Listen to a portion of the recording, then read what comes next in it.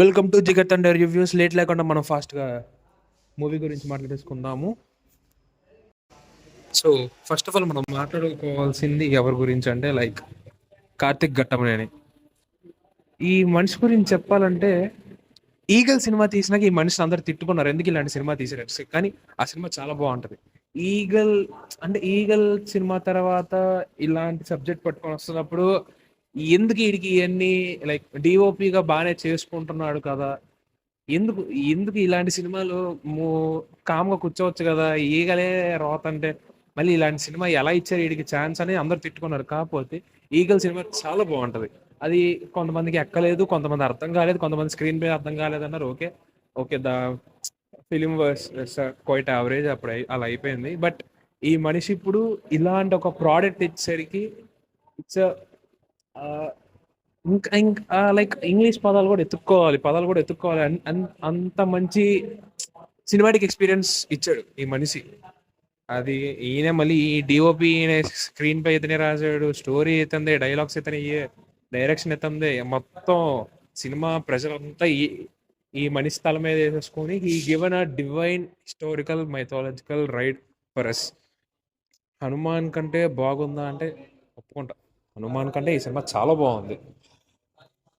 And the way he presented అంటే మనం తేజ సజ్జ కోసం చాలా మంది వెళ్తారు అండ్ కొంతమంది మంచి మనసు కోసం కూడా వెళ్తారు.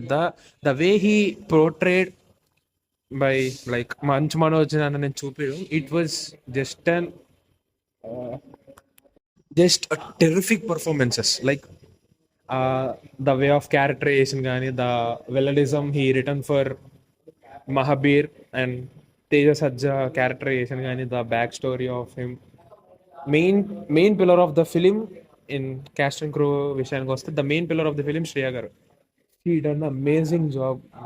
చాలా ఏళ్ళ తర్వాత ఆవిడ ఇండస్ట్రీకి వచ్చింది. లైక్ చాలా లైక్ సో మెనీ ఇయర్స్ అయింది ఆవిడ్ని స్క్రీన్ మీద చూసి.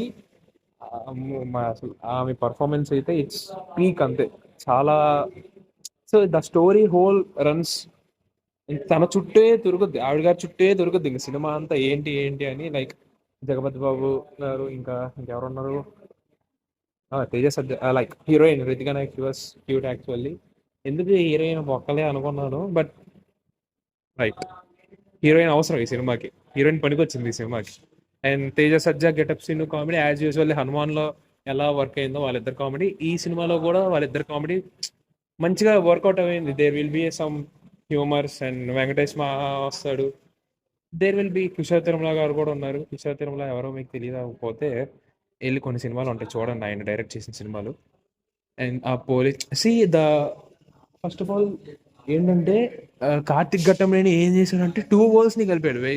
ఏదర్ ఇట్ ఈస్ ఒక వరల్డ్ వచ్చి మిరాయి గురించి ఈ లోకమే ఉంటుంది, ఇంకోటి మనం బతికే వరల్డ్. సో ఈ టూ వరల్డ్స్ని కలిపి అక్కడ మనుషులకి ఇక్కడ మనుషులకి తేడా చూపించి అదంతా చాలా బాగా ప్రజెంట్ చేశాడు. మనకి ఒక కొత్త ఎక్స్పీరియన్స్ వస్తుంది. లైక్ ఏంటంటే ఇక్కడ ఒక స్లైడ్ జరుగుద్ది, ఇక్కడ ఒక స్లైడ్ జరుగుద్ది, వాళ్ళ థాట్స్ ఏంటి, వీళ్ళ థాట్స్ ఏంటి, వాళ్ళేమో ఎన్ఐఏ అని పోలీసులని చాలా కొట్టుకొని చచ్చిపోతారు, మన లైక్ హ్యూమన్స్ ఏమో ఇక్కడ ఇక్కడ యోధులేమో అది ఇది అని కన్ఫ్యూజ్ చేస్తారు. Okay, I'm not revealing the plot, but see it's మంచి సారీ గుడ్ ఎక్స్పీరియన్స్ కూడా కాదు, కానీ క్లైమాక్స్ చూస్తే అంతే ఇలా లెగిసిపోతారు, సీట్ నుంచి పైకి ఇలా లెగిసిపోతారు క్లైమాక్స్ వస్తే.